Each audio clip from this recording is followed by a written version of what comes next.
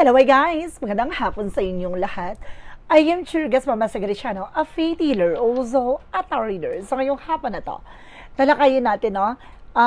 Itong reading to ay para kay dating spokesperson, diba? Spokesperson siya ni na si Harry Roque. So agilapin natin at tuklasin natin yung mga bagay na makakagilap natin sa kanya. Ano naman yung mga bagay na masasagap natin ay pawag gabay lamang, ha? Alamin natin at tuklasin at bulabugin natin. So, guys, and of course, alamin natin yung mga bagay na maaaring mangyari sa kanyang hinaharap. Tuklasin at alamin yung mga bagay na nangyayari or nangyari behind the scenes. So, guys, alamin natin yan. So, don't forget to like and subscribe my channel and hit the for more videos update. Kasi maraming salamat po sa mga walang sawa pag-support sa aking channel. Lalo-lalo nang skip ng ads na way pagpalain kayo ng Diyos at may kapal siksik ligigigo umapaw na biyayang manang balik sa inyo. So let's see guys, what is the messages, advices sa iyo ng ating angel spirit, no?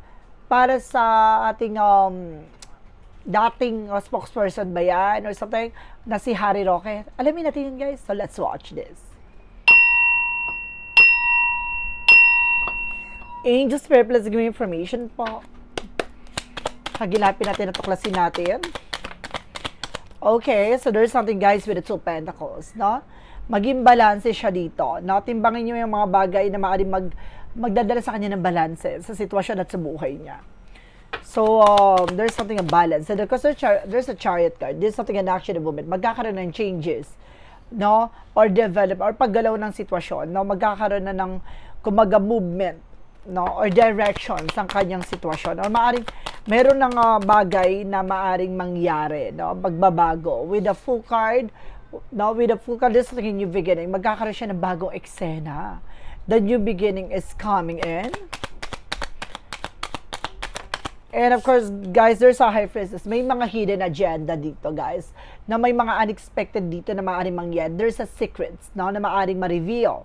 Na may mga biglaan na maaaring mangyari with the unexpected situations. At the same time, with the high priestess, na may mga hidden agenda dito. Na maraming bagay na nakatago sa likod nito. And because there's a Knight of Cups in reverse, na may mga bagay dito na maaaring na there's something mistakes or pagkakamali or kabiguan. So may mga bagay dito na maaaring magbigay sa kanya na disappointment. Let's see additional messages. And of course, there's something guys with a 5 of Wands, something complication. Meron ditong komplikasyon at problemang paparating sa kanya. So ano man yung mga bagay na to, kumbaga kailangan pag-ingatan niya. May mga bagay siyang matututunan dito. And there's a strike of the confident, no? Balanse siya at malakas pa ang loob niya sa ngayon, no? Kumbaga nilalakasan niya ang loob niya. And of course, there's something an 8 of Pentacles. Naka-focus siya sa kanyang ginagawa on vlogging, no? Naging influencer bigla, no? Kumbaga nakatutok siya. Magkakaroon na ng changes ang kanyang direction sa buhay niya. And of course, there's something guys with the tower moment for major changes na may mga pagbabago na magaganap sa buhay niya dito with the full card na may mga biglaan na hindi niya inaakalang mangyayari. Let's see. What is the high priestess? The high priestess represent guys with the Queen of Cups. Emotional, intelligent, or there's something guys with a girl na may mga hidden agenda to. Na itong babae na to na parang kumbaga mayroong sikreto, no, na maaring imbulgar, no, ilatag or mayroong bagay na maaring ma-reveal ito sa kanya. So let's see what is the Knight of Cups. The Knight of Cups represent guys with a magician. Now there's something with a manifestation. Ano man yung bagay na kanyang ginawa, there's something reflection. So yun na yun. No, may mga bagay o madidisappoint siya dito. What is the 5 of Wands? Gusto ko malaman yan. Ay! Makukulong siya, maiipit siya sa situation. With the Justice card, there's a karma. Nakikita niyo yan? Maiipit siya at may hustisya. No? May mga cases sa ditong kakaharapin. Malapit na. No? Let's see what is the 2 of Pentacles and of course the Strength card. There's a 7 of Pentacles with a harvest time. Ibig sabihin dito harvest niya na. No, yung mga bagay na kanyang ginawa. No, there's a good and bad thing. So, depende yun. Ang tinatawag dito, consequences. And of course, there's a Knight of Swords. May stress siya dito. No, sa kanyang mga ginagawa. No, may mga part dito na maaaring nag-worry na siya. And of course, nagkakaroon siya ng anxiety, sleepless nights. And there, of course, there's something the Death card. Katapusan na ng eksena niya dito, guys, no? bagay na maaring unti-unti nang guguho, no? Parang liliit ang mundo niya dito, guys. And there's a devil card. Oh my God! So, ibig sabihin dito, alam niya, yung mga nakatagong ginawa nitong babae na to. So, itong babae na to, alam niya, no, yung mga sikreto or misteryo sa likod dito with the devil card. Alam niya yung mga katarantaduhan nitong babae na to. Oh, meron siyang alam. No, parang there's an unexpected maaaring misfloke niya, no, masabi niya. Pag nagkagipitan na ganun. Pag lumabas yung Five of Swords dito, maaaring, kumbaga, magtotok to, no, magsasalita talaga siya. With a Queen of Swords, there's something na clear the boundaries. No, there's something na parang unti-unti niyang, kumbaga, manipulate, no, parang nililinis, no, yung kwento, parang ganon. O nililihis yung kwento. And of course, there's something is with the Nine of Pentacles. So, ibig sabihin dito, maaring, yun na nga, no, mayroong magtotok dito. Parang bagay na maaring malalaman na, no, about dito sa parang nakatagong yaman or something. Let's see for the outcome tayo. Oh my God, dalalagdag yung baraha. There's a Ten of Cups with that, is something of familia. So, meron daw dito, no, na parang napaikot siya dito at ngayon malakas pa rin ang loob niya, no, na isa, kumbaga meron siyang related about sa isang pamilya. And there's a Two of Swords, there's something decision. Kailangan niya mag-decision or nakapag-decision na siya dito. And there's a The Sun card. So, lalabas ang katotohanan, there's something and the truth comes out. So, na maaaring lalabas ang katotohanan dito na may kinalaman with the Death card. So, mayroon din siyang, kumbaga, there's something related. May alam din siya about sa mga death, no? With the Death card. And of course, there's something, guys, with the Queen of Pentacles, very greedy. Oh, the Devil card, because the Queen of Pentacles, itong babae ito, very greedy. At very manipulator and dictator. No? Talagang alam niya, no? Itong tao na to, kung ano yung sekreto nitong babae na to. Let's see what is additional messages. With the Nine of Cups in reverse, and of course the Magician, and of course the Queen of Swords, there's something a Six of Pentacles. Ay, meron daw dito, there's something parang binayaran. No, parang mayroong silang, kumbaga connected sa isang, kumbaga, mataas na posisyon with a justice. No, meron silang, kumbaga, kaya, kumbaga hindi sila natatakot, ganon. Kasi alam nila na ililigtas sila nitong tao na to, no? And of course, there's a Three of Pentacles. Oh! Meron siya talaga. There's a group of people, especially may religious dito, na maaring related din. No? May tinago sila na may kinalaman sa religious group. No? Na may tinago sila at alam nila na itong, tinaguan nila ng pera, something like that. So, there's a possible. No? Maaring may magsalita. O maaring siya ang magsalita. Ganon. So, let's see, agilapin natin. Mapapauwi ba sa Pilipinas si Harry Roque? Na makakauwi ba siya sa Pilipinas?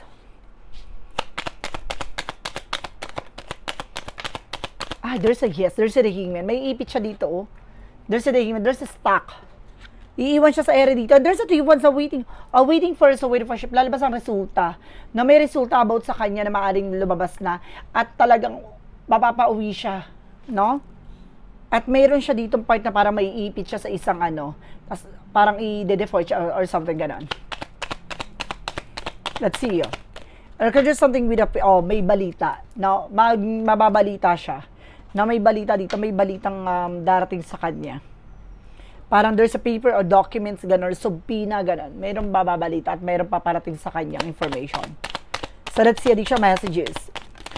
Now, with the King of Swords, with the Stop the Patterns, with the Hierophant, okay, mag-ingat siya kasi parang puputulin yung eksena niya na parang patatahimikin siya dito with the Hierophant dahil marami siyang nalalaman with the religious group. Nakita niya yan? Yan. There's a religious group. There's a judgment. Pinapaalalahanan na siya dito with a judgment. Pinapaalalahanan niya, kailangan niya na mag-pay attention. Putulin niya na yung connection. Ganon. So, meron ditong lalaki ang mag-aano sa kanya, maglalaglag, or meron lalaki dito ang mag-aano sa eksena niya. Additional messages. And of course, there's something, guys, with the Three of Cups and the Emperor. So, oh my God, meron dito, guys, na parang nagmamanipulate at kumbaga ito tatlong babae na to with the 3 girls, with the 3 of Cups, na parang kumbaga umaaligid, no? At merong related sa no? See, meron talaga. Ibig sabihin, meron ditong umaaligid sa ating president. No, may related. Ibig sabihin nakakakuha sila ng information kasi itong babae na to umaaligid pa sa ating president with the Six of Wands. So, merong bagay na maaring kumbaga mag-succeed or mapagtagumpayan dito. Ano yung mga bagay na mapagtatagumpayan daw? Gusto ko i-clarify. And okay, lalabas ang ibig sabihin dito, talagang gagalaw na eksena. No, lalabas ang katotohanan with a Hermit card. So ito yung sinasabi with the Six of Wands. Six of Wands something victory. Ito yung sinasabi ko kanina, tagumpay. Ano yung mapagtatagumpayan? With a Hermit card, the truth comes out. No, lalabas ang katotohanan dito with the darkest side. No, sa madilim na parte ng buhay o sitwasyon, mayroong liliwanag na eksena with the word na maaring may bagay na malalaman tungkol sa international, sa ibang bansa. So, ibig sabihin ito, tatlong babae na ito konektado sa ibang bansa, no? Sa isang bansa. Let's see additional messages. With the King of Wands, with the Page, at may lalaki daw na kumbaga, mahuhuli sa sariling bibig, no? O maaring siya ang mahuli sa sariling bibig dito. Parang, there's something there's something bigger picture. No, parang unti-unti na makikita, no? Ano yung magiging kahihit at not dito at kalalabasan. So, dahil sa emosyon, no? Dahil sa kanyang tensyon, dahil sa kanyang hindi akalain, no? Na maaaring malalabas sa kanyang bibig, no? At mauhuli siya doon. Parang, kumbaga ikaw mismo ang maggigis sa sarili mo, mantika, ganon. So, let's see, what is additional messages pa tayo? So, this coming 2026 ba? Ano yung mangyayari sa kanya? So, ano ang magiging ganap niya sa 2026? No, or this coming week, or this coming month. Now, there's a Four of Pentacles. So, may mga bagay na para, may pera pa siya as of now, na parang binabudget niya pa. With the Two of Wands, no, pinipili niya lang, no, yung mga pupuntahan niya, ganon. And there's something communication, travel. So, kumaga, linilimitahan niya lang yung alis-alis. With the Six of Cups at to meet, okay, naninirahan siya sa isang kaibigan or sa isang kamag-anak. No? And there's an Ace of Swords with a mental clarity. Pero malalaman to kung saan yung locations niya. If ever na magkakaroon na ng no? With the Three of Swords, parang madidisappoint siya dito or maaring magkaroon ng pain, backstab, betrayal. So, let's see. Ano pa yung mga bagay na masasagap natin sa kanya? For a last message. With the Ace of Wands, so may mga plano to. May plano na naman sila. Ang alin na plano, there's an Eight of Cups, no? There's something yung moving forward or let go. Na meron sila dito iso-surrender or parang tatantanan at bibitawan with the Ace of Cups, no? Dahil, kumbaga, meron ditong, kumbaga, unti-unti nilang natatanggap. Ano itong bagay na to? Let's see. Disappointment. Natatanggap na nila, no? Na parang hindi nagwo-work. No, itong plano na to, kumbaga itong plano na to parang it's time to move on, na parang babaklas na siya or hihiwalay na siya dito. So, ibig sabihin dito parang nagkakaroon siya ng realization din. Kumakapit na lang siya sa eksena dahil alam niya, at the end of the time, parang ilalaglag niya rin. Parang may ilalaglag siya doon. So, let's see muna, for a shadow work, represent what? From the shadow work, ayan, from the shadow work, represent what? I-shuffle ko muna, para ano.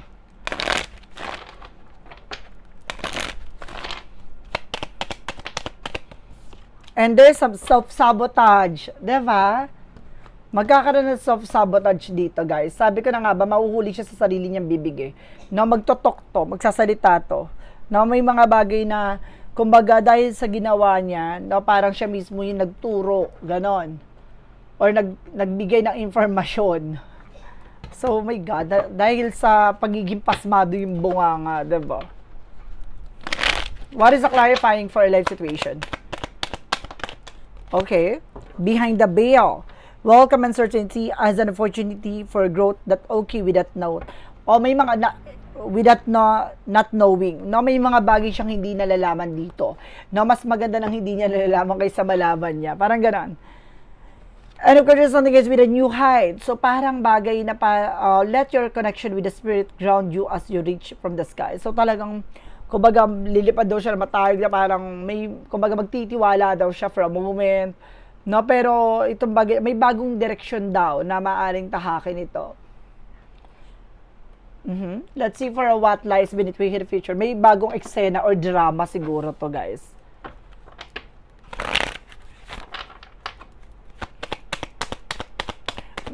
Mag-change ba siya ng career?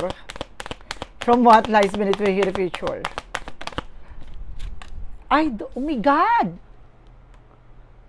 Ay, may kilala mo siya. Shit, oh my God. Alam niya. Oh my God, may alam siya. Totoo ba? Oh. Bagenbu. Parang mayroong parang mayroon ditong, kumbaga, pagtutulakan niya or mayroong tao mag-uudyok sa kanya para mag-sploke, no? Magsalita, no? About sa doing drugs, no? Sino ba talaga tong addictus na to? Ganun, malalaman na, mag-sploke talaga siya. Dahil sa pagiging pasmado yung bunganga niya dyan. So guys, this is something urgent pasilip, no? Para sa dating spokesperson ba to na si Harry Roque. So guys, maraming salamat po sa paghihintay ko sa mga sa nag-ano nito na nag-suggest sa request nag-ano nito humingi ng gabay tungkol dito, no? Maraming salamat. Of course, guys, don't forget to like and subscribe my channel and hit the question bell for more videos update. Then, of course, guys, pakisubscribe na rin ang aking second channel na Maestra Ganda Psychic Tarot. And of course, ang aking channel, no, na Faith Healer Maestra Ganda. Then, of course, guys, maraming salamat po sa mga walang sawang pagsuporta sa aking channel, lalo na hindi nag-skip ng ads. Maraming salamat po. Ito ay pawang gabay lamang, ha? Pawang gabay para masilip yung mga bagay na maaaring mangyari sa hinaharap, no? Pwedeng mangyari o hindi mangyari. Ito ay pawang gabay lamang, pasilip lamang po ito, no? Para magbigay gabay para kung may mga bagay o negatibo, no, na maaaring mangyari ay maiiwasan na ng taong inire-reading, no? Ito ay gabay upang kumbaga magbigay ng ano sa kanya, no, ng hint, no, para maiwasan niya mangyaring ganung senaryo. So guys, maraming salamat po and see you the next video. Bye bye and babush.